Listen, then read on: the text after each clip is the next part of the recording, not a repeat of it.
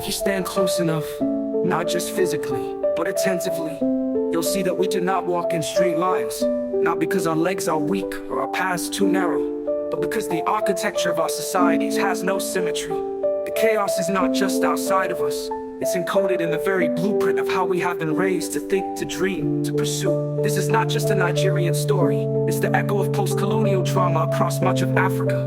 What we call society is often a fragile performance, a loose agreement to pretend we are fine. But beneath that performance lies a deeper truth. Most of us are trying to climb ladders that lean on crumbling walls. So when we speak of success, we must begin by asking, what kind of world do we want to succeed in? People are not poor because they lack hunger. The continent is filled with people burning with passion and boiling with frustration. No, we do not suffer from a lack of energy. What we suffer from is a crisis of imagination and of meaning. Determination on its own is blind. Anger without vision is just noise and motivation. Motivation can be dangerous when it inspires movement without direction. I often feel a quiet despair when I'm handed a microphone and asked to inspire young people. Because to speak of hope in a broken system without addressing the brokenness is to participate in a lie.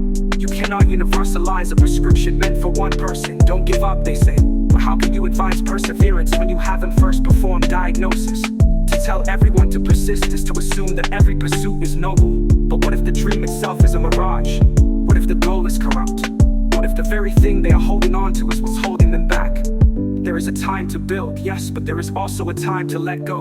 Let go of fantasies, let go of borrowed dreams, let go of the idea that success is only material. Giving up is not always failure.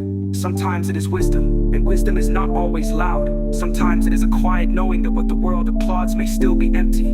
A young man once came to me, declaring his plans, the car he'd buy, the life he'd live. He was confident he had goals, but I looked at him and said, I hope you fail. And I meant it lovingly, because I had seen enough of him to know his success would not uplift society, it would injure it.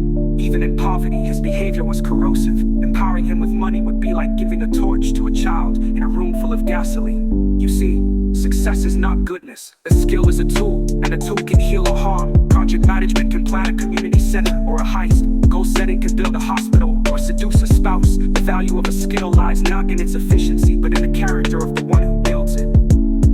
This is why we must teach young people not only how to climb, but what is worth climbing.